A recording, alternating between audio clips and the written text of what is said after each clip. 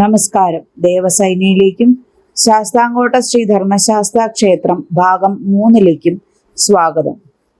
രാജാവ് തന്റെ പ്രിയതമയുടെ ശയനഗൃഹദ്വാരത്തിങ്കലെത്തി താഴെ ഇറങ്ങുകയും ആ കുതിര അന്തർധാനം ചെയ്യുകയും ഒരുമിച്ച് കഴിഞ്ഞു. രാജാവ് രാജ്ഞിയുടെ ശയ്യാഗൃഹത്തിങ്കൽ ചെന്ന് വാതിലിൽ മുട്ടി വിളിച്ചു. ഉടനെ രാജ്ഞി വാതിൽ തുറന്നു. ആ സാധ്വി തന്റെ പ്രിയതമന്റെ വരവിനെ തന്നെ പ്രതീക്ഷിച്ചു കൊണ്ടിരിക്കുകയായിരുന്നു. രാജ്ഞിയും അത്താഴം ഉണ്ടിട്ടില്ലായിരുന്നു. അതിനാൽ രണ്ടുപേരും കൂടി പോയി അത്താഴം കഴിച്ചു വരികയും സുഖമായി കിടന്നുറങ്ങുകയും ചെയ്തു. പിറ്റേ ദിവസം രാവിലെ കായംകുളത്ത് രാജാവ് തന്റെ ആവുത്തനായ പന്തളത്ത് രാജാവ് തിരിച്ചു വന്നിരിക്കുന്നതായി അറിഞ്ഞ് അദ്ദേഹത്തിന്റെ അടുക്കൽ ചെന്ന് വന്ദിച്ചിട്ട്, "അല്ലയോ മഹാത്മാവേ, ഞാൻ അജ്ഞത മൂലം പറഞ്ഞു പോയിട്ടുള്ളതെല്ലാം അവിടുന്ന് സദയം ക്ഷമിക്കുകയും ഇനി യഥാപൂർവം സ്ഥിരതാമസം ഇവിടെ തന്നെ ആക്കുകയും ചെയ്യണം" എന്ന് അപേക്ഷിച്ചു. പന്തളത്ത് രാജാവ് ഇത് കേട്ട് സസന്തോഷം, "എനിക്ക് ഭവാനോട് യാതൊരു വിരോധവുമില്ല.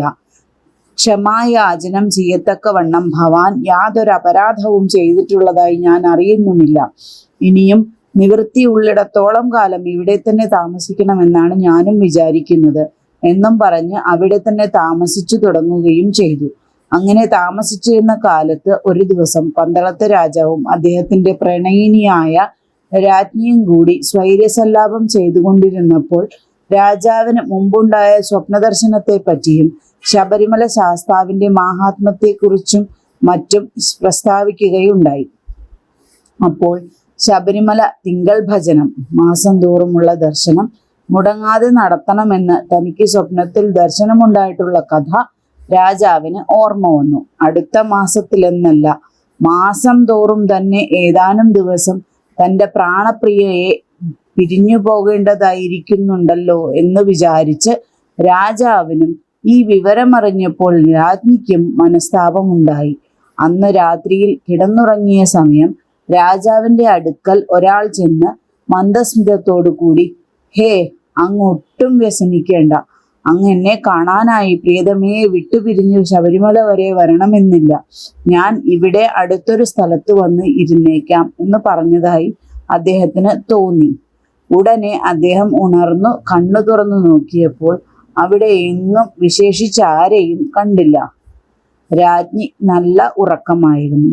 തന്റെ അടുക്കൽ വന്ന് ഇപ്രകാരം പറഞ്ഞതും ശബരിമല ശാസ്താവ് തന്നെയാണെന്ന് രാജാവ് വിശ്വസിക്കുകയും സ്വാമിയുടെ ഭക്തവാത്സല്യത്തെയും മാഹാത്മ്യത്തെയും കുറിച്ച് വിചാരിച്ച് വിസ്മയിച്ച് അദ്ദേഹം മനസ്സുകൊണ്ട് തന്റെ പരദേവതയെ നമസ്കരിക്കുകയും ചെയ്തു. പിറ്റേ ദിവസം രാജാവ് ഈ വിവരം രാജ്ഞിയെയും ഗ്രഹിപ്പിച്ചു. ഇപ്പോൾ രാജ്ഞിക്കും വളരെ സന്തോഷമായി.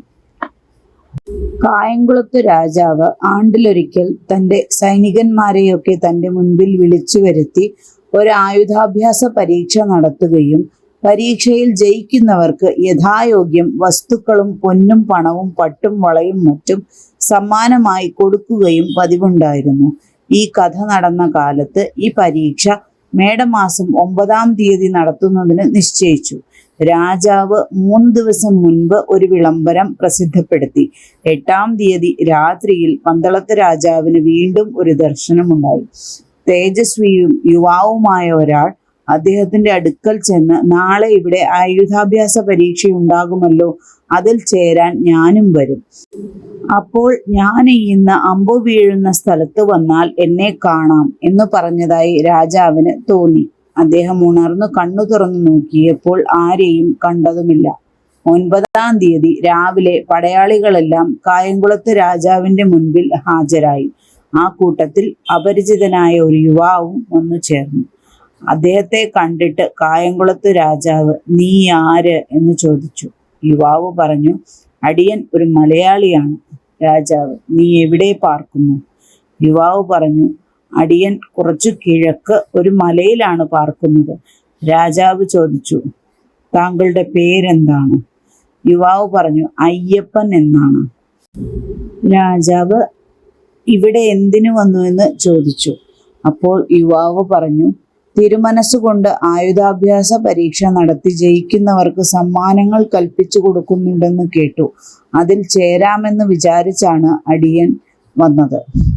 അപ്പോൾ രാജാവ് പറഞ്ഞു, നിനക്ക് ഏത് ആയുധം പ്രയോഗിക്കാനാണ് പരിചയമുള്ളത്? യുവാവ് അതിനായി, അടിയന് എല്ലാം കുറേശ്ശെ പരിചയമുണ്ടെന്നും പറഞ്ഞു. രാജാവ് അപ്പോൾ എന്നാൽ ചേർന്നുകൊള്ളുക, വിരോധമില്ലെന്നും അദ്ദേഹത്തോട് പറഞ്ഞു.